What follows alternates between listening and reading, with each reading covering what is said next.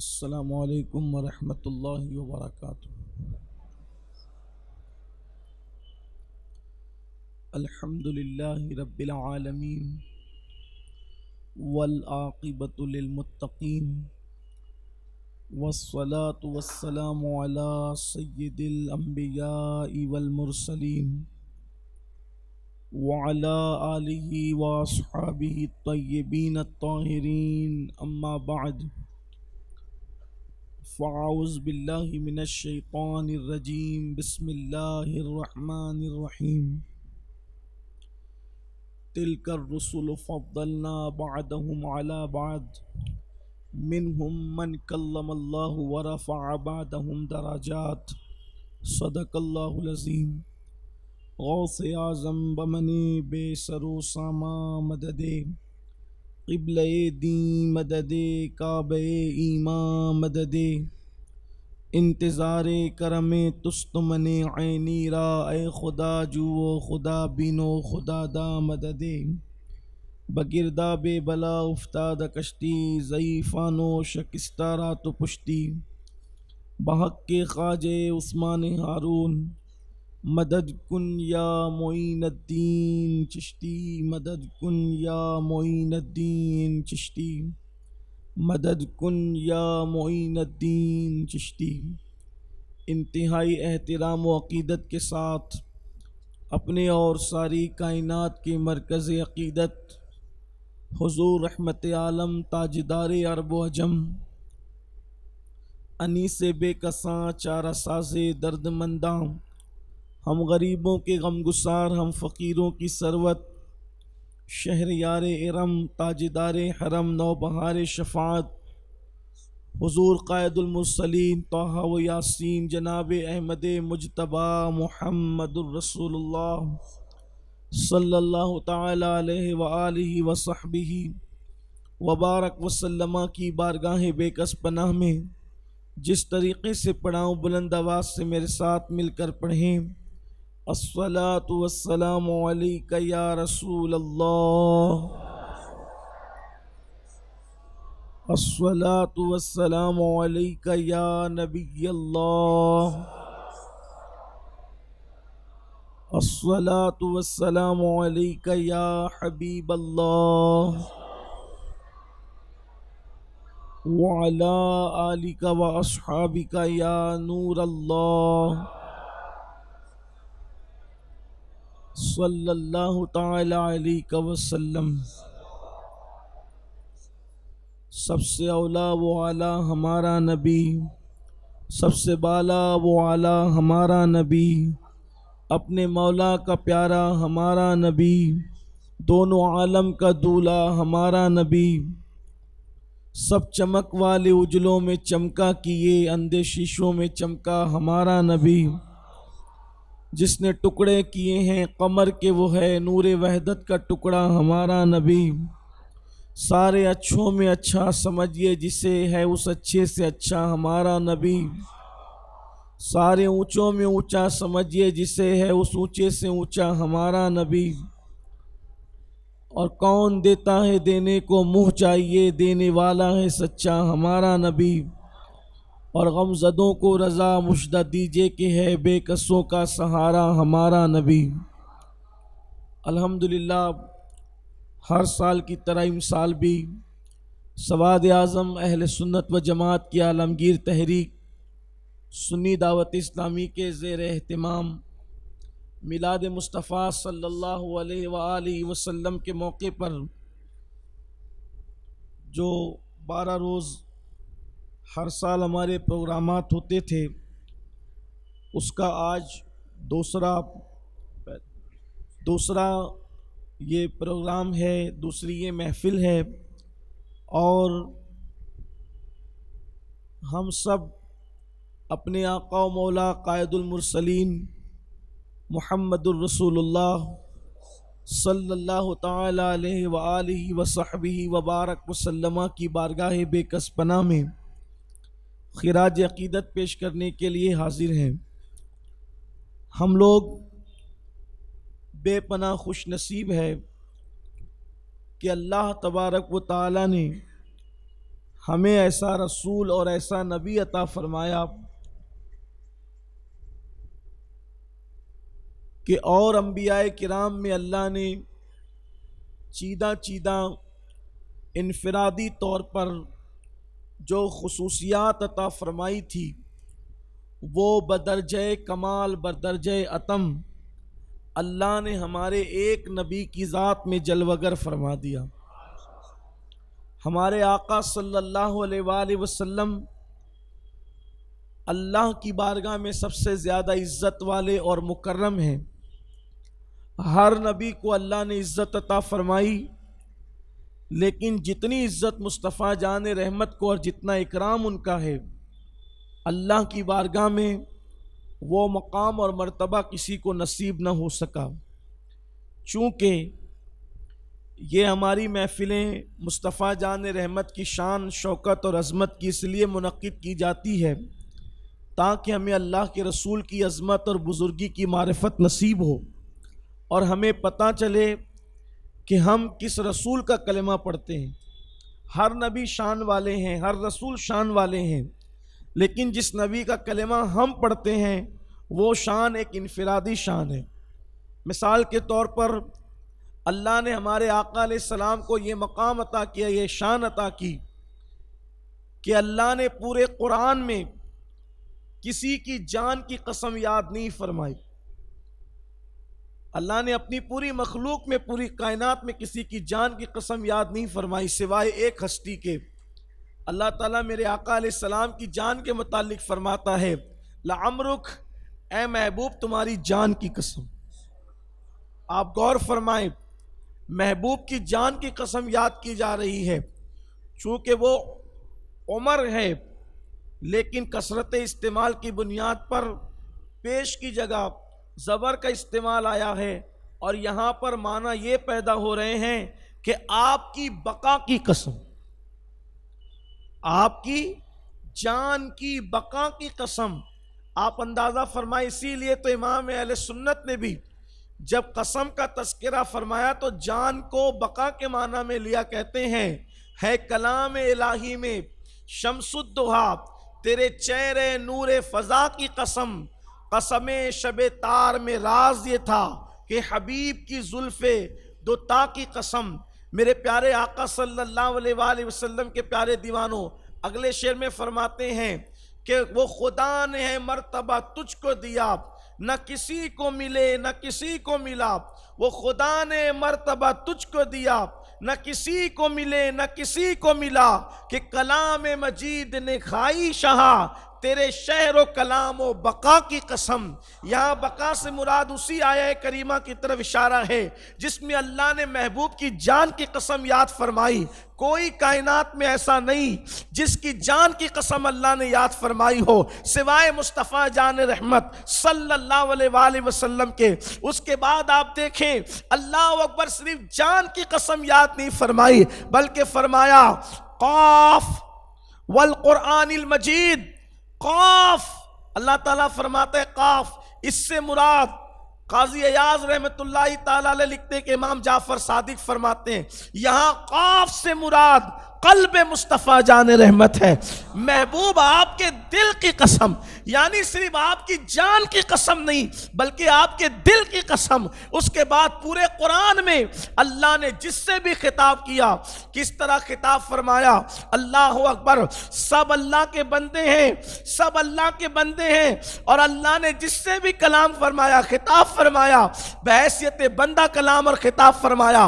لیکن کائنات کی ایک ہستی ایسی ہے کہ وہ بھی حضور کے بندے ہیں، بندے خاص ہیں، لیکن جب ان کا ذکر کیا تو سید و سردار کہہ کر کے فرمایا۔ اللہ قرآن میں فرماتا ہے یاسین، سورہ یاسین میں آپ بار بار پڑھتے ہیں یاسین۔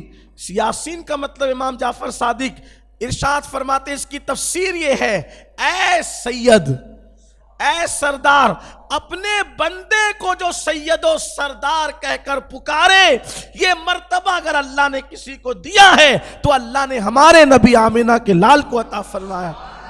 میرے پیارے آقا علیہ السلام کے پیارے دیوانوں، ایسا نبی اللہ نے ہمیں دیا، اور ان کی میلاد کا مہینہ شروع ہو گیا ہے۔ ہم ان کے ڈنکے بجاتے ہیں، ان کی عظمت اور بزرگی کے چرچے کرتے ہیں، اور انشاءاللہ کرتے رہیں گے۔ ہم کیسے نصیب والے ہیں، ہمارے مقدر میں وہ رسول ہیں جس کے دل کی قسم اللہ یاد کرے، جس کی جان کی قسم اللہ یاد کرے۔ حد تو یہ ہے کہ جس کے والد کی قسم اللہ یاد کرے، جس کی خود کی قسم اللہ یاد کرے، اللہ جس کے شہر کی قسم اللہ یاد فرمائے، جہاں وہ قدم رکھ دے اللہ تبارک و تعالی اس مبارک شہر کی قسم یاد فرمائے۔ آئیے اپنے اصل عنوان کی طرف چلتے ہیں۔ ہر نبی شان والا ہے، لیکن ہمارے آقا کی شان کیا ہے؟ قرآن فرماتا ہے تِلْكَ الرُّسُلُ فَضَّلْنَا بَعْضَهُمْ عَلَى بَعْضٍ مِّنْهُمْ مَنْ كَلَّمَ اللَّهُ وَرَفَعَ بَعْضَهُمْ دَرَجَاتٍ۔ اللہ فرماتا ہے یہ رسول ہیں، یہ وہ رسول ہیں جن کو اللہ تبارک و تعالی نے مرتبے عطا فرمائے، درجے عطا فرمائے، اور جن کو فضیلتیں عطا فرمائی۔ یہ وہ رسول ہیں جن کو اللہ نے فضیلتیں عطا کی، درجے عطا کیے، اور پھر اللہ نے بتایا کہ یہ جو درجے والے رسول ہیں سب عزت والے، کوئی کم نہیں ہے مرتبے میں، کیونکہ اللہ کے یہاں مرتبوں کی کمی نہیں ہے، سب مرتبے والے ہیں، سب شان والے ہیں، سب بزرگی والے ہیں۔ لیکن اللہ تعالیٰ نے فرمایا کہ یہ وہ ہیں جن کو اللہ تبارک و تعالیٰ نے بلندی عطا کی، شان عطا کی، فضیلت عطا کی۔ لیکن پھر اللہ تعالیٰ نے دو نبیوں کا ذکر فرمایا۔ ایک مقام پہ اللہ تعالیٰ اسی سے فرماتا ہے، اللہ فرماتا ہے بعض ان میں سے یہ وہ ہیں، بعض انبیاء وہ ہیں، بعض ہستیاں وہ ہیں کہ کلم اللہ، جن پر سے اللہ نے کلام فرمایا، جن سے اللہ نے کلام فرمایا، گفتگو فرمائی، بات فرمائی، بعض وہ ہیں۔ یعنی کہ اس سے مراد مفسرین فرماتے ہیں اللہ کے کلیم حضرت موسیٰ علیہ السلام ہے۔ اب یہاں آپ کی توجہ ہونی چاہیے، اس سے مراد کون ہے؟ حضرت موسیٰ علیہ السلام۔ کلم اللہ، ان کی شان یہ کہ انہوں نے کلام کیا اللہ سے، مطلب موسیٰ علیہ السلام کی انتہائی شان اللہ نے متعین کر دی۔ یعنی کہ حضرت موسیٰ علیہ السلام کی انتہائی شان اگر کوئی بیان کرنا چاہیں تو اس کو یہاں آ کر کے رکنا پڑے گا کہ موسیٰ وہ ہے جن سے اللہ نے کلام فرمایا۔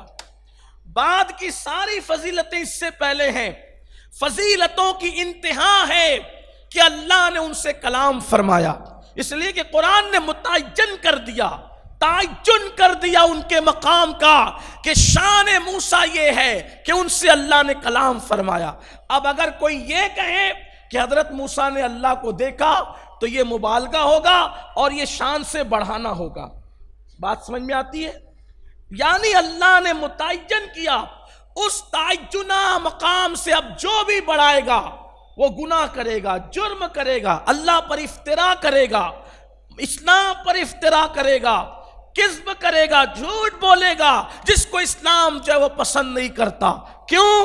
اس لیے کہ جس کو اللہ نے تعین کر دیا، حد باندھ دی، متعین کر دیا، اب اس کے آگے کوئی نہ بڑھ سکتا ہے نہ بڑھا سکتا ہے۔ لیکن جب شان موسیٰ کی انتہا بیان ہوئی تو متعین کر دیا گیا کلم اللہ، اور یہ کوئی انتہائی شان کوئی چھوٹی موٹی نہیں ہے، کیونکہ اللہ سب سے تھوڑی کلام کرتا ہے۔ ان سے کلام کیا، طور پہ بلایا، ان سے باتیں کی۔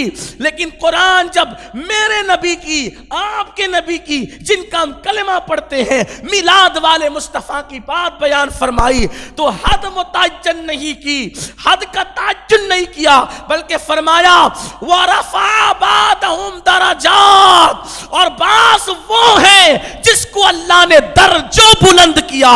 کتنا بلند کیا یہ بلند ہونے والا جانتا ہے یا بلند کرنے والا جانتا ہے؟ درجوں بلند، یہاں کوئی حد کا تعین نہیں ہے، یہاں حد کا تعین نہیں ہے، اللہ نے درجوں بلند کیا۔ اور ایک مقام پہ فرمایا وَرَفَعْنَا لَكَ ذِكْرَكَ، ہم نے تمہارے لیے تمہارے ذکر کو بلند کیا۔ ایک مقام پہ فرمایا وَلَلْآخِرَةُ خَيْرٌ لَكَ مِنَ الْأُولَى، آپ کی ہر پچھلی والی گھڑی سے آنے والی گھڑی بہتر ہے۔ اب ہمارے نبی کے لیے اور انبیاء کے لیے تو آپ یہ کہہ سکتے ہیں کہ ان کی حد کا تعین ہے، اس سے ان کو نہ بڑھائیں، لیکن سید الانبیاء کے لیے کوئی نہیں کہہ سکتا کہ ان کی حد کا تعین ہے، کیونکہ اللہ فرما رہا ہے وَرَفَعَ بَعْضَهُمْ دَرَجَاتٍ، بعض وہ جن کو اللہ نے درجوں بلند کیا، اس سے مراد محمد الرسول اللہ کی ذات ہے۔ اب دیکھو ہر نبی میں جو اللہ نے چیدہ کمالات عطا کیے تھے وہ بدرجہ اتم کامل و اکمل مصطفیٰ جان رحمت کی ذات میں موجود ہے۔ مثال کے طور پہ نمبر 1، جتنے انبیاء ہیں سب نے اللہ کے ہونے کی گواہی سن کر کے دی۔ سارے انبیاء نے، آدم علیہ السلام سے لے کر عیسیٰ علیہ السلام تک جتنے انبیاء ہیں سب نے اللہ کے ہونے کی گواہی، اس کے وجود کی گواہی سن کر کے دی ہے۔ ایک نبی میرے اور آپ کے نبی ہیں جنہوں نے اللہ کی گواہی دیکھ کر کے دی ہے، انہوں نے اللہ کو دیکھا ہے، ان کے سوا کوئی نہیں جس نے اللہ کو دیکھا ہو، حتیٰ کہ جبریل علیہ السلام بھی نہیں، جبریل نے بھی اللہ کو نہیں دیکھا، کسی فرشتے نے نہیں دیکھا، کسی نبی نے، کسی رسول نے نہیں دیکھا سوائے آمنہ کے لال کے، اور انہوں نے دیکھ کر کے گواہی دی۔ ایک بات۔ دوسری بات یہ کہ جتنے انبیاء کرام آئے یا ایک قبیلے کے لیے نبی اور رسول بن کر آئے، ایک خطے کے لیے نبی اور رسول بن کر آئے، ایک علاقے کے لیے نبی اور رسول بن کر آئے، لیکن تنہا میرے آقا ہے جن کو اللہ نے تمام کائنات کے لیے رسول بنا کر کے بھیجا، پوری کائنات کے لیے، بلکہ کائنات تمام عالمین کے لیے رسول بنا کر بھیجا۔ اللہ اکبر۔ پھر اس کے بعد آپ دیکھیں، اللہ اکبر، انبیاء کرام علیہم الصلاۃ و تسلیم ہے، انبیاء کرام علیہم الصلاۃ و تسلیم، ان کی ادوار محدود ہیں کہ اتنے سال سے لے کر اتنے سال تک ان کا دور، لیکن مصطفیٰ جان رحمت کا دور محدود نہیں ہے، قیامت تک انہی کا دور ہے۔ یہ رب فرمایا محبوبہ زمانے سارے تیرے ہیں، عرش والے فرش والے دیوانے سارے تیرے ہیں۔ اللہ نے محبوب کا دور بے حساب رکھا، اس کی کوئی حد نہیں رکھی۔ پھر آپ دیکھیں حضرت آدم علیہ السلام کو اللہ تبارک و تعالیٰ نے پیدا فرمایا، آدم علیہ السلام پیدا ہوئے، مشہور بات ہے، بڑی فضیلت ہے، بڑی شان ہے، انتہائی شان ہے آدم علیہ السلام کی کہ ان کو فرشتوں نے سجدہ کیا۔ آدم علیہ السلام کو فرشتوں نے سجدہ کیا، یہ فضیلت آدم ہے علیہ السلام، یہ شان آدم ہے علیہ السلام کہ اللہ نے ان کو فرشتوں نے سجدہ کروایا۔ لیکن آپ دیکھیں بڑا مقام ہے، سارے فرشتے سجدے میں گرے آدم کے سامنے، لیکن ہمارے نبی کی شان یہ ہے کہ سارے فرشتوں کو ان پر درود پڑھوایا، آدم کے لیے سجدہ کروایا، محبوب کے لیے درود پڑھوایا۔ ایک اس سے بڑی بات ہے، وہاں سجدہ ہے یہاں درود ہے، اس سے بڑی بات ہے۔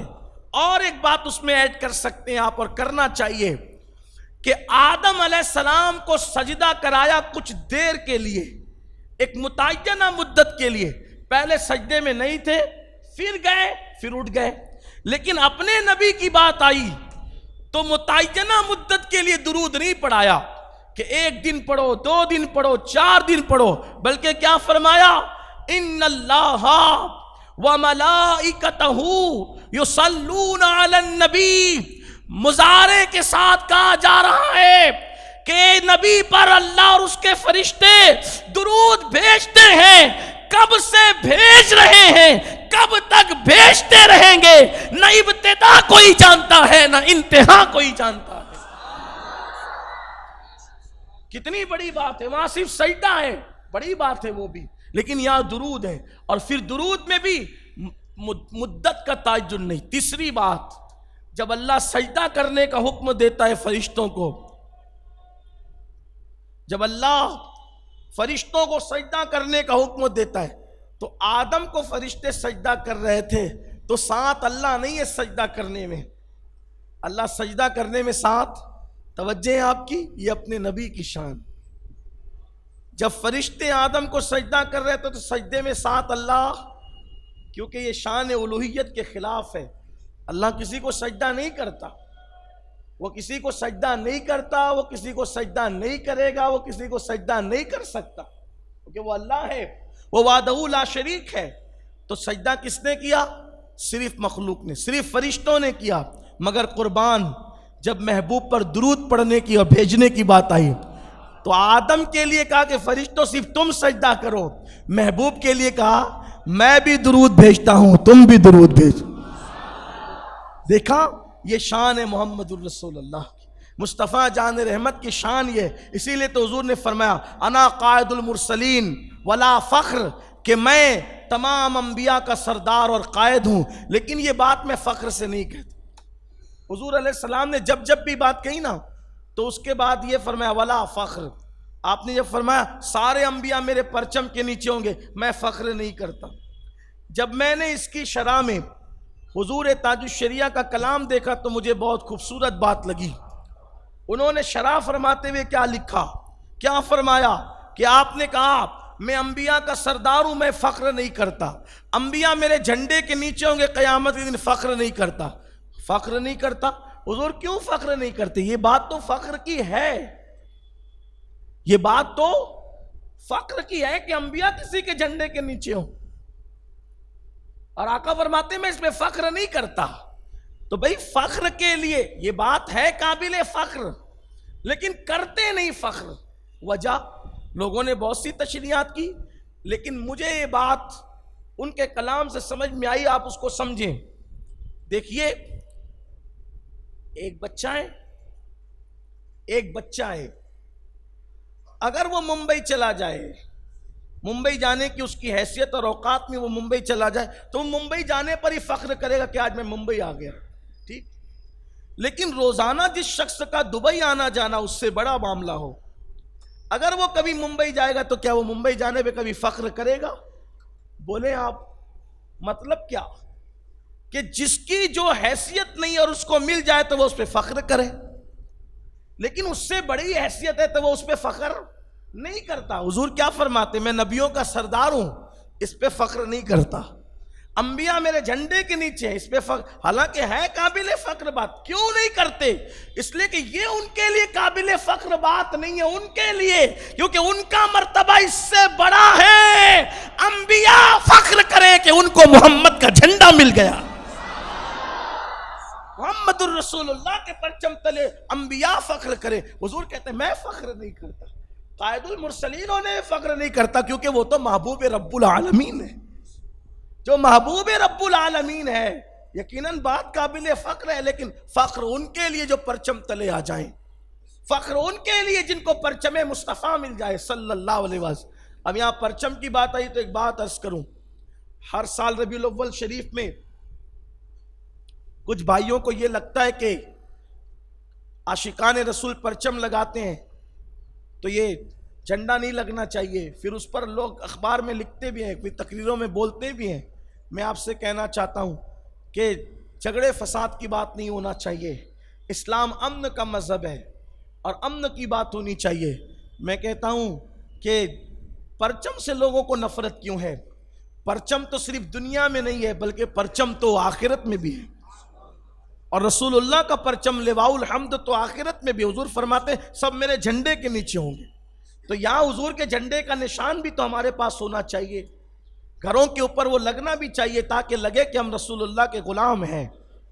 ہاں کچھ لوگ کہتے ہیں اس کی ضرورت کیا ہے؟ میں نے کہا ضرورت تو میں نے مکے سے سیکھی۔ جب حج کے لیے گیا تو میں نے دیکھا کہ جس ملک کے لوگ جس بلڈنگ میں ہوتے تھے وہاں ان کا پرچم لگا رہتا تھا، تو لوگوں کو پوچھنا نہیں پڑتا تھا، بھٹکنا نہیں پڑتا تھا، جس بلڈنگ کے اوپر جس ملک کا پرچم دیکھا سمجھ گئے یہ ہندوستان والے، یہ پاکستان والے، یہ بنگلہ دیش والے۔ آپ لوگ بھی حج کو گئے ہوں گے تو آپ نے دیکھا ہوگا، جو گئے ان سے پوچھو کہ بلڈنگوں پہ ہر ملک کا پرچم لگا تھا، حالانکہ جو لوگ پرچم لگانے کو منع کرتے انہوں نے لگا رکھا تھا۔ جہاں سے یہ فتنے کی شروعات ہوتی ہے، نبی کا جھنڈا مت لگاؤ، نبی کا جھنڈا، وہ اپنے ملک کا دوسروں کے ملکوں کا جھنڈا برابر لگاتے رہے، لیکن اس میں حکمت کیا تھی؟ پوچھنا نہیں پڑتا تھا کہ بلڈنگ میں رہتا کون ہے۔ توجہ آپ کی، بلڈنگ میں ہند کا پرچم دیکھا یہاں ہندوستان والے رہتے ہیں، پاکستان کا پرچم دیکھا پاکستان والے، بنگلہ دیش کا پرچم دیکھا بنگلہ دیش والے۔ سنیو، یہی تو ہم سمجھانا چاہتے ہیں، کس کا گھر کون سا ہے، کس گھر میں کون رہتا ہے۔ جب مکے میں پرچم سے پتا چلتا ہے تو ہند میں بھی پرچم سے پتا چلتا ہے. جن کے گھروں پر سیاسی پارٹیوں کا پرچم ہے سمجھ جانا یہ سیاست والے لوگ ہیں، اور جن کے گھروں پر میلاد کا پرچم ہے سمجھ جانا یہ محمد الرسول اللہ والے لوگ. پرچم کی ضرورت تو ہر جگہ ہے. تو بات پرچم کی آئی تو میں نے عرض کر دی، ہر سال مجھے اشارہ اس پہ کرنا پڑتا ہے کیونکہ لوگ بھول جاتے ہیں، اور لوگ بھول جاتے ہیں تو پھر یاد دلانا پڑتا ہے. ایک جھنڈا تو کم سے کم گھر پہ لگنا چاہیے. لگے گا کہ نہیں لگے گا؟ انشاءاللہ لگنا چاہیے، کیونکہ ہم نبی والے لوگ ہیں، اور ان کا پرچم صرف زمین پہ نہیں لہراتا، ان کا پرچم تو آسمانوں پہ لہراتا ہے. میرے امام کہتے ہیں فرش والے تیری شوکت کا علو کیا جانے، فرش والے تیری شوکت کا علو کیا جانے، خسروا عرش پہ اڑتا ہے فریرا تیرا، خسروا عرش پہ اڑتا ہے فریرا تیرا، عرش پہ بھی ان کا فریرا اڑتا ہے. اس لیے تو میں بات عرض کر رہا تھا، جلدی سے عرض کیا جائے کہ آدم علیہ السلام کو یہ شان دی، اپنے محبوب کو یہ شان دی. تو میرے آقا کی شان بڑی ہے کہ نہیں؟ اللہ کے نزدیک سب سے زیادہ عزت والے. پھر آپ دیکھیں کہ اللہ تبارک و تعالیٰ نے حضرت موسیٰ علیہ السلام کو شان دی. موسیٰ علیہ السلام کو کل معجزات دیے 9. اللہ تعالیٰ نے موسیٰ علیہ السلام کو کتنے معجزات دیے؟ 9. متعین کیا انبیاء میں سب سے زیادہ معجزات کس کے پاس ہیں؟ موسیٰ علیہ السلام کے پاس. اور اس کی تعداد کتنی ہے؟ قرآن کی آیت ہے، اللہ نے 9 فرمایا، 9 آیات. اللہ نے ان کو 9 معجزات، آیت کہتے ہیں معجزے کو، اور اللہ نے کیا فرمایا؟ ہم نے ان کو 9 معجزے دیے. یعنی کہ موسیٰ علیہ السلام کے کل معجزے کتنے؟ انبیاء میں سب سے زیادہ. اور کل معجزے کتنے؟ 9. اور ہمارے آقا کے معجزات کی تو کوئی انتہا ہی نہیں، بلکہ سب کو معجزہ دے کر بھیجا، ان کو معجزہ بنا کر بھیجا. کیسے معجزے، کیسے معجزے. حضور کا یہ معجزہ تھا صلی اللہ علیہ وسلم کہ اگر مٹی پر پیر رکھتے تھے تو حضور کے پیر کا نشان نہیں پڑتا تھا، اور اگر پتھر پہ رکھتے تھے تو پتھر پہ حضور کے قدم کا نشان پڑتا تھا. پتھر پہ قدم رکھے تو نشان پڑے، مٹی پہ رکھے تو نہ پڑے. اور ہم لوگ کیا کرتے ہیں؟ مٹی پہ رکھے تو نشان پڑتا ہے، پتھر پہ رکھے تو نشان نہیں پڑتا. لیکن وہاں فطرت کو بدل دیا گیا، فطرت بدل دی گئی، عادت بدل دی گئی کہ وہاں مٹی پر نشان نہیں ہے، پتھر پر نشان ہے. پھر اس کے بعد اللہ کے حبیب علیہ السلام کو اور مزید معجزات، اس کا تذکرہ ہم جناب موسیٰ علیہ السلام ہی کے ضمن میں کرنا چاہتے ہیں. دیکھو حضرت موسیٰ علیہ السلام کو معجزہ دیا کیا کہ انہوں نے عصا مارا دریا پر تو دریا 2 ٹکڑوں میں 2 حصوں میں تقسیم ہو گیا. عصا مارا دریا پہ، دریا 2 حصوں میں تقسیم ہو گیا. لیکن اپنے نبی صلی اللہ علیہ وآلہ وسلم کو اس سے بڑا معجزہ دیا کہ وہاں عصا ہے، دریا ہے، دونوں زمینی ہے، پھر ٹچ کیا ہے تو 2 ٹکڑے ہو گیا دریا، 2 حصوں میں تقسیم ہو گیا دریا. اسی لیے تو مولا علی سے کسی نے پوچھا تھا، ایک یہودی نے مولا علی سے پوچھا تھا کہ یہ بتاؤ کہ روئے زمین پر پہلی اور آخری مرتبہ، یعنی ایک ہی مرتبہ سورج کی کرنیں کہاں پڑی؟ ایک ہی مرتبہ سورج کی کرنیں کہاں پڑی؟ زمین پر. اب دوبارہ اس زمین پر کرن نہیں پڑتی نہ پڑے گی. تو یہ مسئلہ تو لوگوں کے لیے بڑا ٹینشن والا تھا، دماغ گھمانے والا تھا کہ زمین کا ایسا حصہ بتاؤ، زمین کا ایسا ٹکڑا بتاؤ جہاں پر ایک ہی مرتبہ سورج کی کرن پڑی ہے، دوبارہ پھر نہیں پڑے گی. تو لوگ بڑے پریشان تھے. تو مولا علی نے فرمایا کہ جب موسیٰ علیہ السلام نے دریا پہ عصا مارا تھا تو وہ پانی 2 حصوں میں تقسیم ہو گیا تھا، تو زمین کھل گئی تھی، تو اس پر سورج کی کرن پہلی مرتبہ پڑی تھی، اب اس کے بعد دوبارہ کبھی نہیں پڑے گی. آپ نے جواب عطا کیا تھا، وہ یہودی مسلمان ہو گیا تھا. ایسے اور بہت سارے اس کے سوالات تھے. میری تمنا ہے کہ ہم کبھی اپنے مرکزی اجتماع میں اس پر گفتگو کریں گے. یہودی کے سوالات اور مولائے کائنات کے جوابات بہت دلچسپ ہے، بہت خوبصورت ہے. اس نے جو سوال کیے تھے آدمی سنتا ہے تو اس کی عقل دنگ رہ جاتی ہے، لیکن جب مولا علی کا جواب سنتا ہے تو اس کی طبیعت مچل جاتی ہے. انشاءاللہ میں نے احباب سے کہا کہ کبھی اس کو یاد دلائیں تو مرکز پہ اس کو ہفتہ وار اجتماع میں لیں گے انشاءاللہ. تو عرض یہ کر رہا تھا کہ موسیٰ علیہ السلام نے دریا پہ عصا مارا تو دریا دو حصوں میں بٹ گیا. لیکن اپنے نبی کی شان یہ ہے کہ یہاں دریا نہیں ہے، زمینی چیز نہیں ہے، وہاں چاند ہے. چاند وہ بھی آسمان پر، اور بہت بڑا، زمین سے بڑا ہے نا چاند، زمین سے بڑا ہے چاند، کئی گنا بڑا ہے. حضور نے اشارہ کیا، وہاں عصا ٹچ کیا گیا، یہاں انگلی ٹچ نہیں کی گئی، صرف اشارہ کیا گیا اور چاند کے ٹکڑے ہو گئے.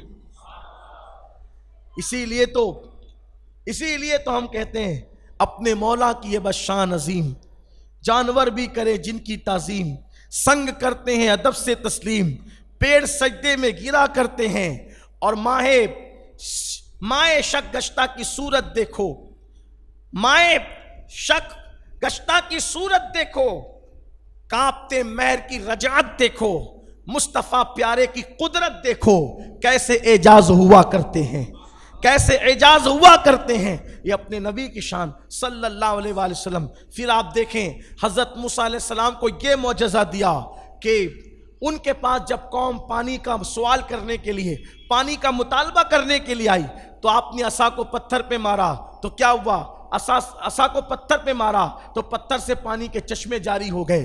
لیکن مصطفیٰ جان رحمت کی قوم جب پیاس کا سوال کرنے مصطفیٰ جان رحمت کے پاس آتی ہے تو میرے نبی کو نہ عصا کی ضرورت ہے نہ پتھر کی ضرورت ہے، بلکہ مصطفیٰ جان رحمت کی انگلیوں سے پانی کے چشمے جاری ہوتے.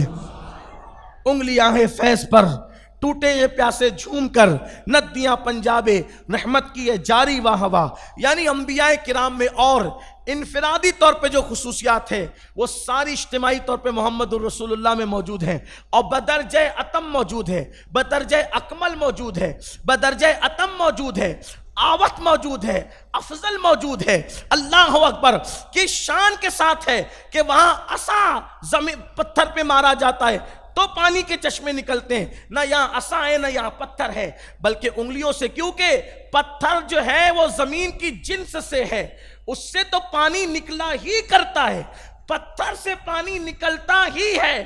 لیکن حضور موسیٰ علیہ السلام کے عصا کے ذریعے سے نکلا تو معجزہ ہو گیا. لیکن کسی کی انگلی سے کبھی پانی نہیں نکلا. اگر کسی کی انگلیوں کی گھائیوں سے پانی نکلا ہے تو وہ میرے آقا مصطفیٰ جان رحمت کی ذات. یہاں پہنچ کر ایک بات مجھے یاد آتی ہے. اسی لیے امام اہل سنت سے کسی نے پوچھا پانیوں میں سب سے افضل پانی کون سا ہے؟ تو میرے امام نے فرمایا سب سے افضل ترین پانی وہ ہے جو محمد الرسول اللہ کی انگلیوں سے نکلا. حالانکہ یہ سوال اور پہلے بھی لوگوں سے پوچھا گیا، اور کسی نے کہا زمزم افضل ہے، کسی نے کہا کوثر، کسی نے کہا بارش کا پانی. کیونکہ بارش کا پانی افضل اس لیے کہا گیا کہ جب بارش کا پانی زمین پہ آتا ہے تو ہر قطرے کو فرشتہ لے کے زمین پہ اترتا ہے. لیکن میرے امام نے فرمایا نہیں، زمزم تو مل رہا ہے، ملتا رہے گا. کوثر بھی سب کو ملے گا، ہر مومن کو ملے گا کوثر. لیکن وہ پانی کہاں ملے گا؟ وہ تو انہی خوش نصیبوں کا حصہ تھا جنہوں نے پیا، ان سے منہ دھویا، وضو کیا، اپنے جانوروں کو سیراب کیا. کون سا پانی؟ وہ محمد الرسول اللہ کی انگلیوں سے نکلا تھا. صحابی سے پوچھا گیا کتنے لوگ تھے؟ کہا 1500 تھے. 1500، لیکن واللہ اگر اس سے زیادہ بھی ہوتے تو بھی پانی اتنا نکلا تھا کہ پورے لشکر کو کافی ہو جاتا. پھر اسی طرح سے آپ دیکھیں حضرت موسیٰ علیہ السلام کو یہ شان دی، موسیٰ توریت لینے آؤ. توجہ آپ کی، موسیٰ توریت لینے آؤ. حضرت موسیٰ علیہ السلام کو توریت لینا ہے تو موسیٰ علیہ السلام توریت لینے کے لیے کوہ طور پر جاتے ہیں. لیکن اپنے نبی کی شان یہ ہے قرآن لینے کے لیے ان کو نہ ہیرا پہ بلایا جاتا ہے، نہ سور پہ بلایا جاتا ہے، نہ طور پہ بلایا جاتا ہے، کہیں بلایا نہیں جاتا، بلکہ قرآن سے کہا جاتا ہے قرآن جہاں میرا محبوب ہے وہیں تو چلا جا. اور حد تو یہ ہے توریت ایسا نہیں کہ کبھی مصری ہے کبھی شامی ہے. توریت کبھی مصری ہے کبھی شامی، ایسا نہیں ہے. توریت ہے. توریت طور پر آتی ہے، اللہ کی کتاب ہے. توریت ہے.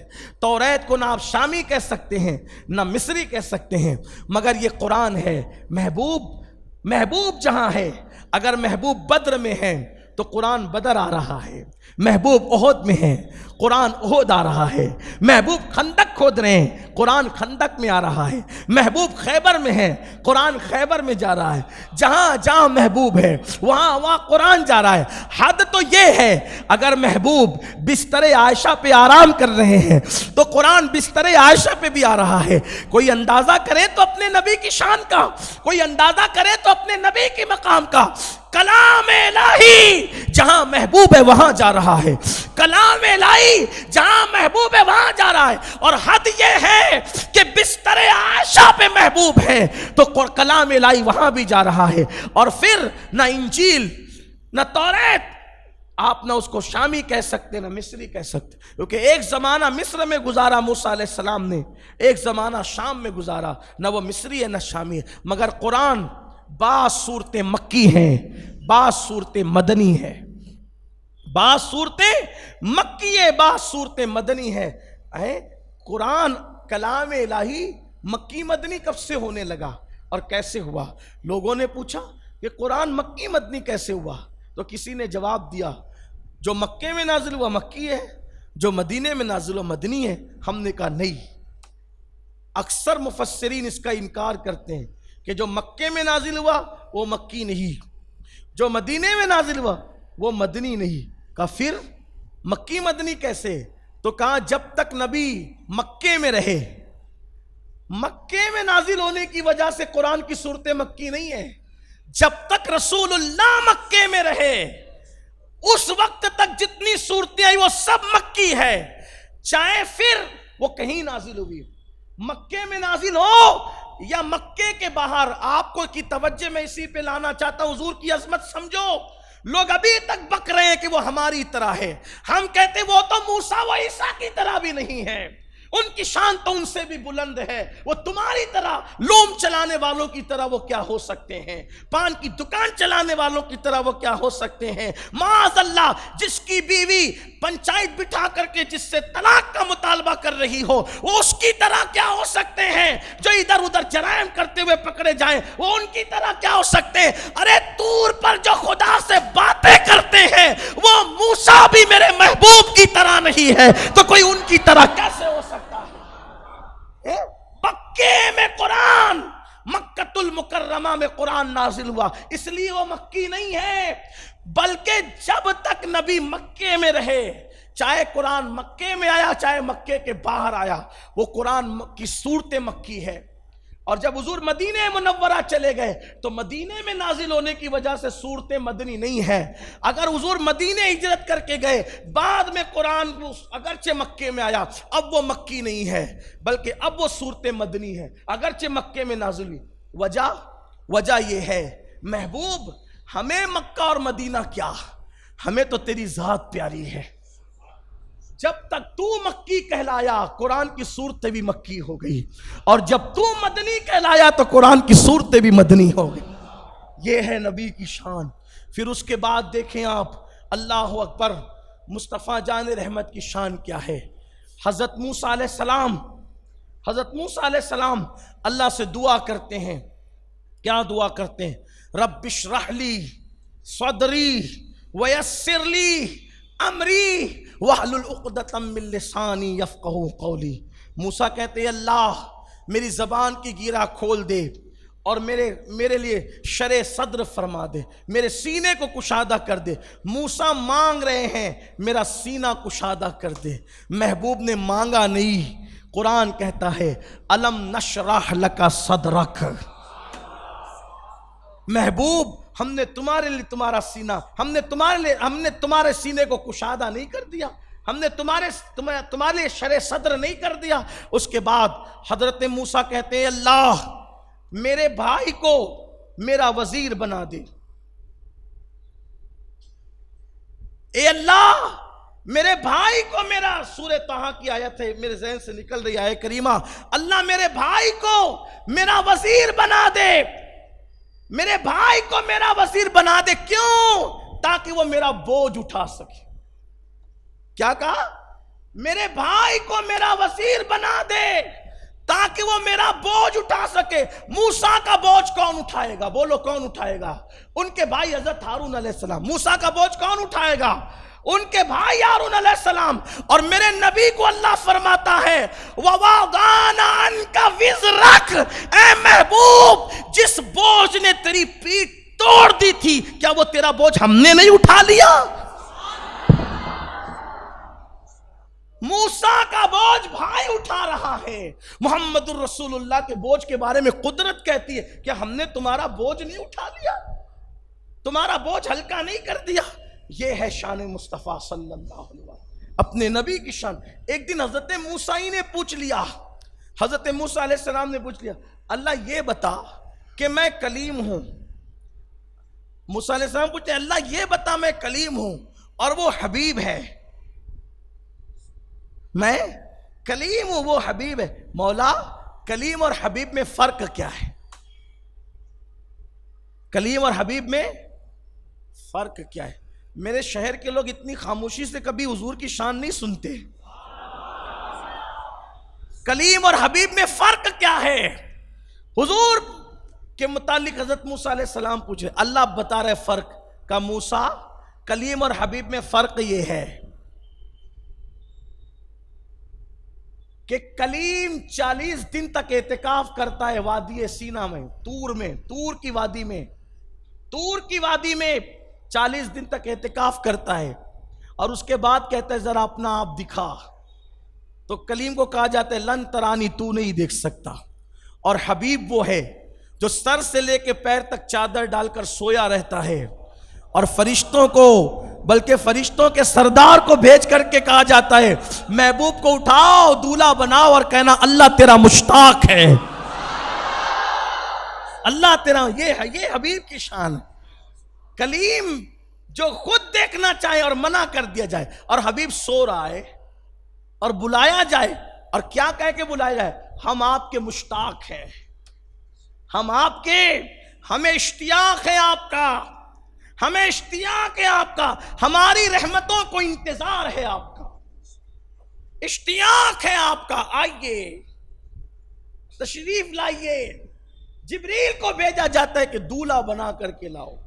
پھر کلیم اور حبیب کا فرق پوچھا ہے موسیٰ، اور کلیم وہ ہے جو یار کی رضا چاہتا ہے، اور حبیب وہ ہے جس کی رضا یار چاہتا ہے۔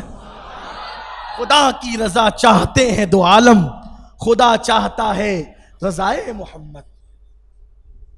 کلیم اور حبیب میں فرق پوچھا جاتا ہے، کلیم کو کتاب لینی ہو تو آتا ہے، اور حبیب تک کتاب جاتی ہے۔ یہ میرے نبی کی شان۔ اور آپ اگر دیکھیں حضرت یوسف علیہ السلام، تو شان یوسف یہ ہے کہ حسن یوسف وہ تھا، حسن یوسف اللہ نے ان کو حسن دیا، لیکن اپنے نبی کو ان سے زیادہ تھا۔ اما عائشہ صدیقہ نے پوچھا یا رسول اللہ صلی اللہ علیہ وآلہ وسلم آپ زیادہ خوبصورت ہے یوسف؟ تو آقا نے فرمایا کہ میرے حسن کا آدھا اللہ نے میرے بھائی یوسف کو دیا۔ کتنا دیا؟ کتنا دیا؟ آدھا۔ اب اس آدھے کا کیا حال ہے، پورے کا کیا حال؟ آدھا یہ کہ آدھے کو دیکھ کر کے انگلیاں کٹ گئی، آدھے کو دیکھ کر انگلیاں ٹکڑے ہو گئی، آدھے کو دیکھ کر انگلیاں ٹکڑے ہو گئی، آدھے کو دیکھ کر انگلیاں ٹکڑے ہو گئی، پورے کو دیکھا نہیں۔ ان کا چہرہ دیکھ کر انگلیاں ٹکڑے ہوتی ہے، جو وہ یوسف ہے، یوسف ہے جن کا چہرہ دیکھ کر انگلیاں ٹکڑے ہوتی ہے۔ اور کل حسن وہ ہے مصطفیٰ جان رحمت کا جن کی انگلی دیکھ کر چاند ٹکڑے ہوتا ہے۔ چہرہ دیکھ کر انگلیاں ٹکڑے ہوئی یہ حسن یوسف ہے، چہرہ دیکھ کر انگلیاں ٹکڑے ہوئی یہ حسن یوسف ہے، انگلی دیکھ کر چاند کا چہرہ ٹکڑے ہو گیا یہ حسن مصطفیٰ ہے۔ کیا حسن ہے اے سید ابرار تمہارا، اللہ بھی ہے طالب دیدار تمہارا، کیوں دید کے مشتاق نہ ہو حضرت یوسف، اللہ کا دیدار ہے دیدار تمہارا۔ حضرت خلیل کو دیکھے، ابراہیم خلیل اللہ، ان کو خلیل بنایا، ان کو حبیب بنایا۔ اسی لیے تو کہا کہ فیض جلیل، جلیل کس کو کہا؟ حضور کو کہا فیض جلیل خلیل سے پوچھو، آگ میں باغ لگاتے یہ ہیں. فیض جلیل خلیل سے پوچھو، آگ میں باغ لگاتے یہ ہیں صلی اللہ علیہ وسلم. تو ان کو خلیل بنایا، میرے آقا کو حبیب بنایا. اب خلیل اور حبیب میں کیا فرق ہے؟ دیکھو، جو خلیل ہے خلیل، ان کو بھوک لگتی ہے خلیل کو تو کھانا فرشتے لاتے ہیں. ان کو بھوک لگتی ہے تو کھانا اور فرشتے کھلاتے ہیں. اور حضور کو بھوک لگتی ہے تو بخاری شریف کی حدیث کی طرف آئیے. حضور کو بھوک لگے تو کیا ہوتا ہے؟ خلیل کو بھوک لگے تو فرشتے لا کے کھلائیں، اور حبیب کے لیے فرشتے نہیں. بخاری کی طرف آؤ. حضور علیہ السلام کی عادت تھی کہ حضور روزہ رکھتے تھے اور پے در پے رکھتے تھے مسلسل، جس کو صوم وصال کہتے ہیں. یعنی افطار نہیں کرنا، کئی کئی دن تک کہ روزہ روزہ روزہ، رات بھی دن بھی کچھ کھانا پینا نہیں. تو کچھ لوگوں نے حضور کو دیکھا، وہ سچے عاشق تھے، تو انہوں نے بھی نقل کرنی شروع کی کہ حضور افطار نہیں کرتے، ہم نے بھی نہیں کرنا. جیسے حضور رکھتے رات و دن، کھاتے پیتے کچھ نہیں، ہم نے بھی. تو کچھ لوگوں نے جب شروع کیا تو چہرے پیلے پڑنے لگے، کچھ لوگ گرنے لگے کمزور ہو کر، کچھ لوگوں کے آنکھوں کے حلقے اندر کی طرف چلے گئے. میں اس تشریح کے ساتھ بات کر رہا ہوں. کچھ لوگوں کی کمزوری یہاں تک پہنچی کہ اٹھنے بیٹھنے کے قابل نہ رہے. سرکار نے فرمایا میں کیا دیکھ رہا ہوں، تم کمزور ہو رہے ہو. حضور اپنی امت کو کمزور نہیں دیکھ سکتے. حضور علیہ السلام اپنی امت کو طاقتور دیکھنا چاہتے. اسی لیے کمزوری میں حضور نے فرمایا کہ میں تمہیں کمزور دیکھ رہا ہوں. آنکھیں اندر جا رہی ہے، حلقے گھٹ رہے ہیں، کیا ہو رہا ہے؟ کسی نے عرض کی یا رسول اللہ صلی اللہ علیہ وآلہ وسلم، آپ کو پے در پے روزہ رکھتے ہوئے دیکھ کر، صوم وصال رکھتے ہوئے دیکھ کر انہوں نے بھی وہی شروع کر دیا ہے. تو آقا نے کیا فرمایا پتہ ہے؟ ایکم مثلی، سرکار فرماتے ایکم مثلی، تم میں کون میری طرح ہے؟ کیا فرمایا؟ تم میں کون میری طرح ہے؟ اب یہاں ایک بہت خوبصورت بات کہنا چاہتا ہوں. سورہ کہف کے اندر ایک آیت ہے،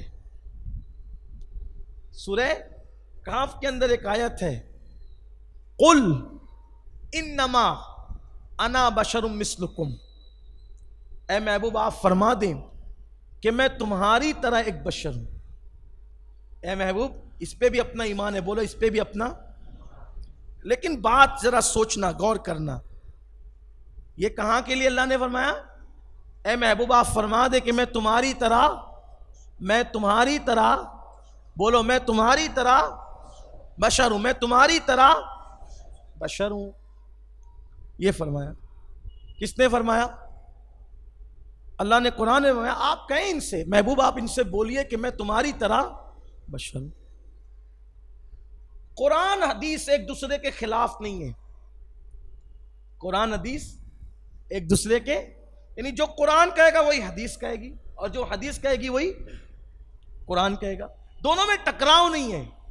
کیوں ٹکراؤ نہیں ہے؟ کیونکہ قرآن بھی اللہ کی طرف سے آیا ہے اور حدیث بھی اللہ کی طرف سے آئی. دونوں آئی اللہ ہی کی طرف سے. جیسے کہ قرآن خود کہتا ہے وَمَا يَنْتِقُ عَنِ الْهَوَىٰ إِنْ هُوَ إِلَّا وَحْيٌ يُوحَىٰ، کہ یہ اپنی مرضی سے کچھ نہیں کہتے. إِنْ هُوَ إِلَّا وَحْيٌ يُوحَىٰ، یہ اپنی مرضی سے نہیں کہتے. ہم جب وحی کرتے وحی تو وہی بات کرتے. ہم جب وحی کرتے تو یہ وہی کہتے ہیں، وحی کرتے تو یہ وہی کہتے ہیں. یہ وحی کہتے ہیں جو ہم وحی کرتے ہیں. بات سمجھ میں آئی؟ یہ وحی اور وحی کا چھوٹی بڑی ہے کا فرق ہے.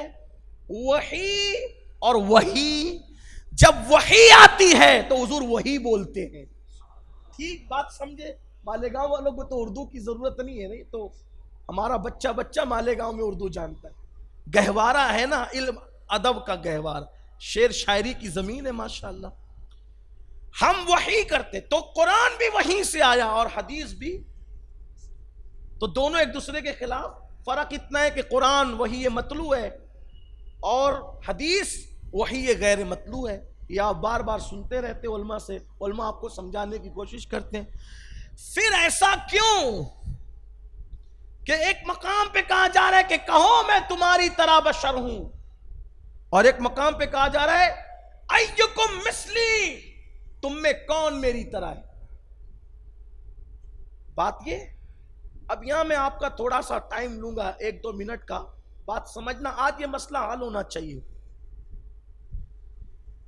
کہ یہ کہنے کا حق کس کو ہے کہ ہم نبی کی طرح, اور یہ کہنے کا حق کس کو ہے کہ ہم نبی کی طرح نہیں ہے. یہ جو کہا نا قل انما انا بشر مثلکم, میں تمہاری طرح بشر ہوں, یہ حضور نے کہا تھا مکے کے کافروں سے. کس سے کہا تھا؟ کس سے کہا تھا؟ کس سے کہا تھا؟ مومنوں سے نہیں کہا. جب مومنوں سے کہا تو کیا کہا؟ ایکم مثلی, کون میری طرح ہے تم میں. دونوں سے بات الگ الگ, کیونکہ کافر ان کو نبی مانتے ہی نہیں تھے. تو حضور نے ان کو کیا کہا کہ میں تمہاری طرح بشر ہوں. کیوں کہا؟ دیکھو اس کو آسانی سے سمجھو. آپ ہندوستان کے ماحول کو لے کر ہی سمجھ لو. ہندوستان کے اندر کتنے کروڑ لوگ بستے ہیں؟ 125 کروڑ, 125 کروڑ لوگ بستے ہیں, یعنی کہ 1 ارب 25 کروڑ لوگ بستے ہیں. اس میں سے 25 کروڑ ہے مسلمان اور 1 ارب ہے جو مسلمان نہیں ہے. ان میں اچھے بھی ہیں برے بھی ہیں. کچھ ایسے لوگ ہیں جو مسلمانوں کو ستاتے ہیں, کچھ لوگ, سب نہیں. کچھ اتنے اچھے ہیں کہ اگر ہم نماز پڑھیں تو ہمارے غیر مسلم بھائی ایئرپورٹ پہ کھڑے ہوتے, کسی کو آگے جانے نہیں دیتے. ہم لوگ خود نماز پڑھتے ہیں ایئرپورٹ پہ, ٹرینوں میں, تو وہ خود ادب سکھاتے کہ ایسا نہیں کرنا. بہت ادب سے ملتے ہیں, محبت. 5 انگلی ایک جیسی نہیں ہوتی. کسی بھی مذہب میں ہر آدمی برا نہیں ہے, انسانیت لوگوں کے اندر باقی رہتی ہے. لیکن کچھ ایسے بدماش ہیں جو سیاسی بیس پر, سیاسی معاملے کو لے کر کبھی موب لنچنگ کرتے ہیں, کسی کو پکڑ کے مارتے ہیں, کاٹتے ہیں. ٹھیک ہے, اب مثال کے طور پر کسی کو پکڑا, سمجھا رہا ہوں, کسی کو پکڑا, مارا, پیٹا, گالیاں دی, مار ڈالنے کی کوشش کی, تو وہاں پر کوئی دانشمند انسان ہوگا تو دانشمند انسان کیا کہے گا؟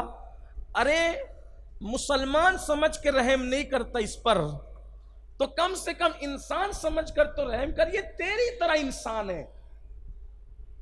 بات سمجھے کہ نہیں؟ یہ تیری طرح انسان ہے, اس پہ اس طرح رحم کر, یہ تیری, کہ جیسے تجھے ڈنڈا مارنے پہ تکلیف ہوتی ہے تو اس کو بھی تکلیف ہو رہی ہے, تجھے پتھر مارنے میں تکلیف ہوتی ہے تو اس کو بھی تکلیف ہو رہی ہے نا. تیرا سر پھٹتا ہے, خون نکلتا ہے تو تکلیف ہوتی ہے, تو اس کا بھی سر تُونے پھاڑ دیا تو تکلیف ہو رہی ہے. تو یہ مسلمان ہے, یہ بھول جا, یہ تو سوچ کہ یہ انسان ہے, انسان سمجھ کے اس پہ رحم کر. بات سمجھے؟ تو وہ کیا کہتا ہے؟ بھائی میں تیری طرح انسان ہوں نا. کیا کہتا ہے؟ میں تیری طرح, مجھے تو نہیں سمجھتا نا, مسلمان مجھے سمجھ کر کے مجھ پہ ظلم کر رہا ہے, تو میری اہمیت نہیں سمجھتا, تو میں تیری طرح انسان ہوں. بات سمجھے نا؟ کس کو کہا میں تیری طرح انسان ہوں؟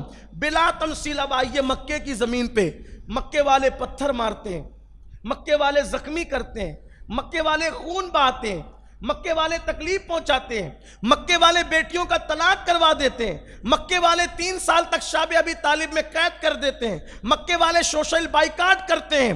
تو حضور بتا رہے ہیں ارے نبی سمجھ کر احترام نہیں کرتے, میں تمہاری طرح بشر ہوں, کم سے کم انسان ہی سمجھ کر کے انسانوں جیسا سلوک کر. مطلب سمجھے؟ تو یہ جو کس سے کہا تھا تمہاری طرح بشر ہوں, کس سے کہا؟ مکے کے کافروں سے, مسلمانوں سے نہیں کہا. اور جب مسلمانوں کو کہا تو کیا کہا؟ ایکم مثلی, کون تم میں میری طرح ہے؟ تم تو میرا کلمہ پڑھتے ہو, اپنے آپ کو میرا غلام سمجھتے ہو, کون میری طرح ہے؟ کسی نے نہیں کہا ہم آپ کی طرح ہے. اور پتا چلا یہ گفتگو کس سے ہے؟ تمہاری طرح بشروں کی گفتگو کس سے ہے؟ تو جو لوگ نبی کو اپنی طرح کہتے ہیں تو اپنے آپ کو سمجھتے کیا ہیں؟ بھئی میں نہیں, آپ نے نہیں کہنا یہ بات. وہ کیا سمجھتے ہیں وہ جانے, وہ کیا سمجھتے ہیں. تو یہ بات تو جس سے کہی گئی تھی اس کا جواب دینا چاہیے، مکے کے کافروں سے کہی گئی، اور جب مومنوں سے صحابہ سے کہی گئی تو کیا کہا؟ ایجکم مثلی، کون تم میں میری طرح ہے؟ سب چپ رہے اور چپ رہ کے بتا دیا یا رسول اللہ کوئی آپ کی طرح نہیں ہے، ہم تو صحابی ہیں، ہم آپ کی طرح کیا ہو سکتے ہیں جب موسیٰ و خلیل آپ کی طرح نہیں ہو سکتے۔ پھر حضور نے کیا فرمایا؟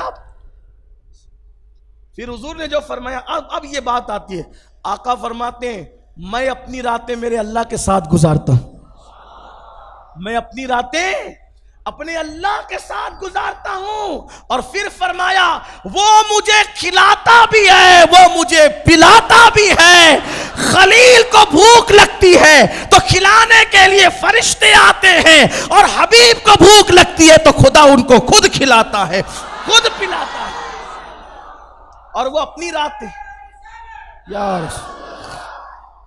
اور وہ اپنی راتیں کہاں گزارتے ہیں؟ توجہ تو کریں، حضور کیا فرماتے ہیں؟ میں اپنی راتیں کہاں گزارتا ہوں؟ اپنے اللہ کے ساتھ گزارتا ہوں، اپنے اللہ کے ساتھ گزارتا ہوں۔ یہ شان مصطفیٰ جان رحمت ہے، ایسا نبی اللہ نے ہمیں عطا فرمایا۔ اگر بات کہیں تو اور لمبی ہوتی ہے، لیکن چونکہ ایک ہی گھنٹے کی تقریر ہونی ہے، 12 دن تک کے معاملات چلنے، کل بھی انشاءاللہ کل کا پروگرام، کل کی محفل کہاں ہے؟ کل بڑی مکہ مسجد میں ہے، لیکن آپ لوگ کل جلدی آ جائیں، آج تاخیر ہوئی تو کل جیسے ہی جماعت ختم ہوگی ایک نعت شریف پڑھی جائے گی، اور ایک نعت شریف کے بعد بیان شروع ہو جائے گا۔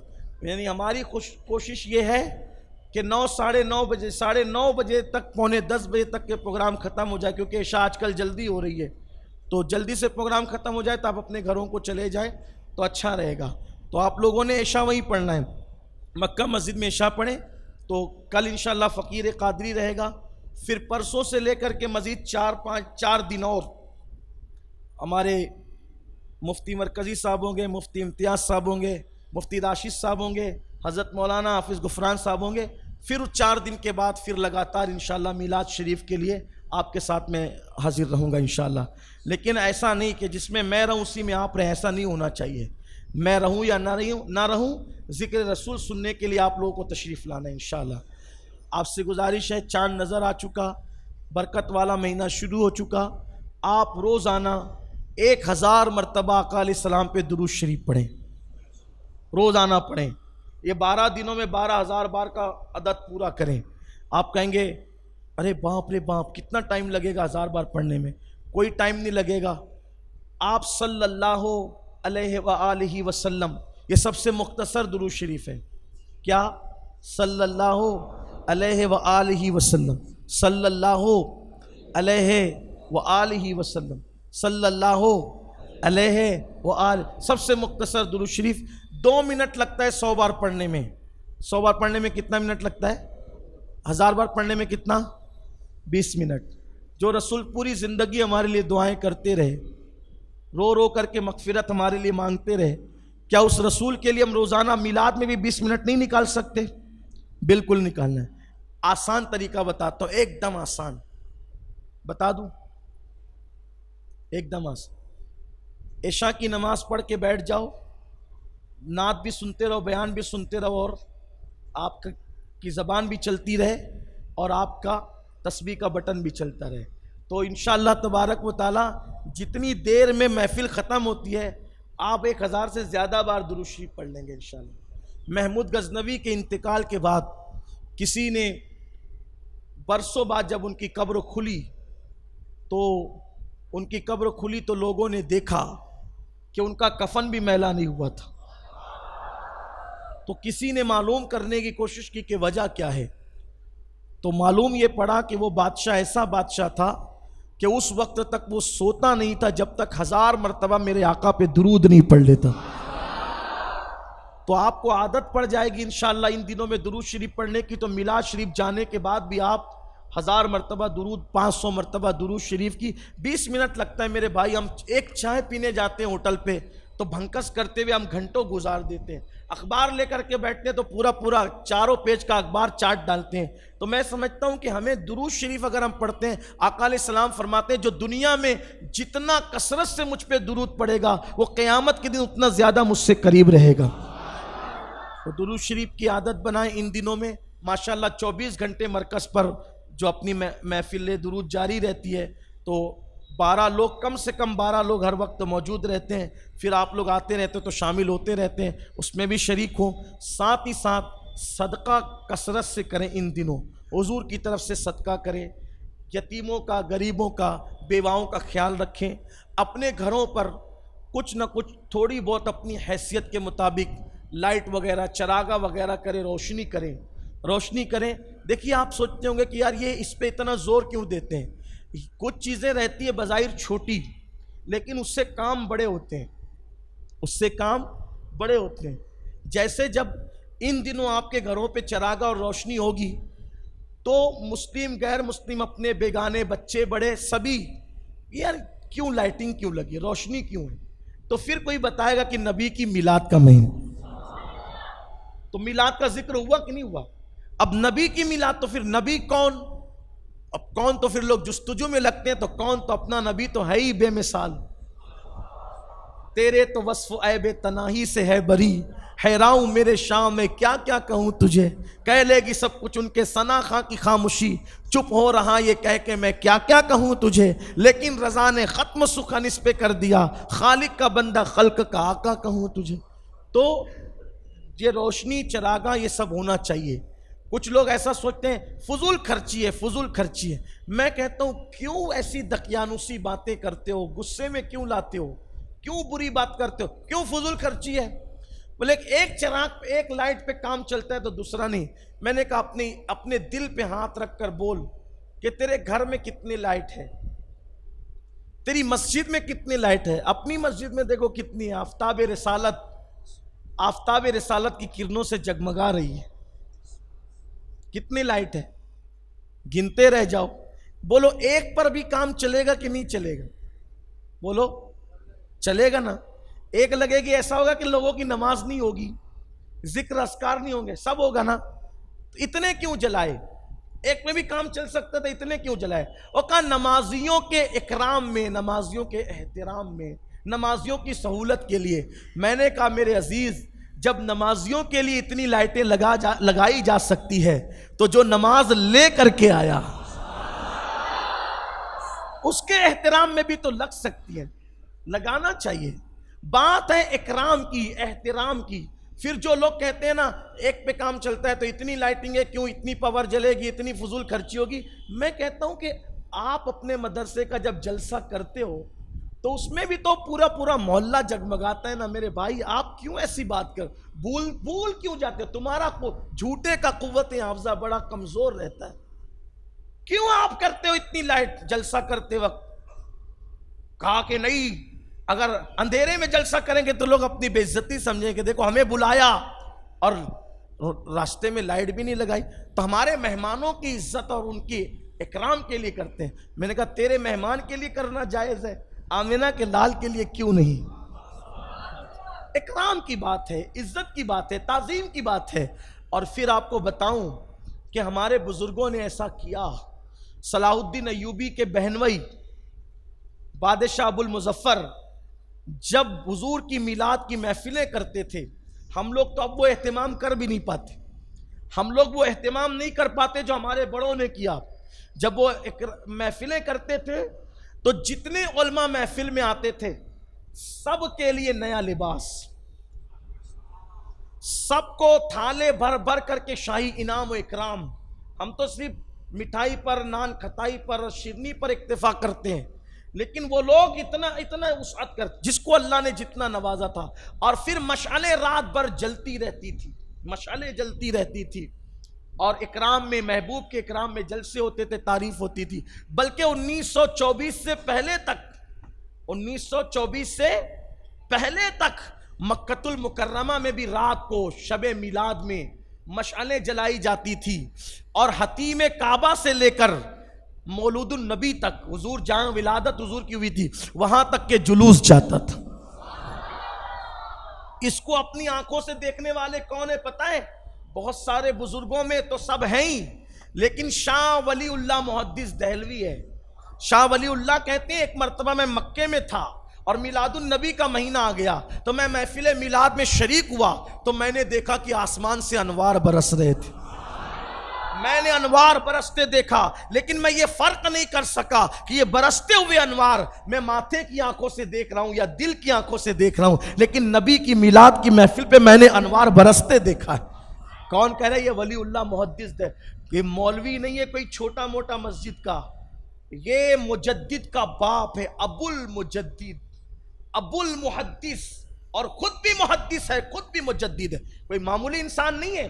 ان کے بیٹے بھی مجدد ہیں اور ان کے بیٹے بھی محدث ہے۔ شاہ ولی اللہ کے بیٹے شاہ عبدالعزیز محدث دہلوی اور اپنے زمانے کے مجدد ہیں حضرت شاہ عبدالعزیز۔ اور عبدالعزیز کون ہے؟ کوئی معمولی آدمی نہیں، فضل خیر آبادی کے استاد۔ شاہ عبدالعزیز کون ہے؟ سید آل رسول احمدی، جن کے خلفاء میں امام احمد رضا اور اعلیٰ حضرت اشرفی میاں جیسے بزرگ ہوتے ہیں، یہ آل رسول احمدی وہ ان کے بھی استاد ہیں شاہ عبدالعزیز، اور ان کے باپ ہے شاہ ولی اللہ۔ وہ فرماتے ہیں میں محفل میلاد میں گیا تو میں نے دیکھا انوار برس رہے تھے، نور برس رہا تھا۔ تو یہ نور کی محفلیں، تقدیر جگانے کی محفلیں، امید کرتا ہوں کہ حضور کی میلاد کے موقع پہ آپ اپنی حیثیت کے مطابق اہتمام کریں گے۔ اللہ ہم سب کو توفیق عطا فرمائے، اور گفتگو کے درمیان اگر کوئی غلطی ہو تو اللہ معاف فرمائے۔ استغفر اللہ ربی من کل ذنب واتوب الیہ۔ میں رسالت کے پروانوں ہر سنیچر کو بعد نماز عشاء سنی دعوت اسلامی کے عالمی مرکز اسماعیل حبیب مسجد میں سنی اجتماع ہوتا ہے، آپ حضرات پابندی کے ساتھ اس میں شرکت فرمائیں۔ سنی دعوت اسلامی کی website sunni dawat islami.net پر وزٹ کریں اور بہت ساری دینی معلومات حاصل کریں۔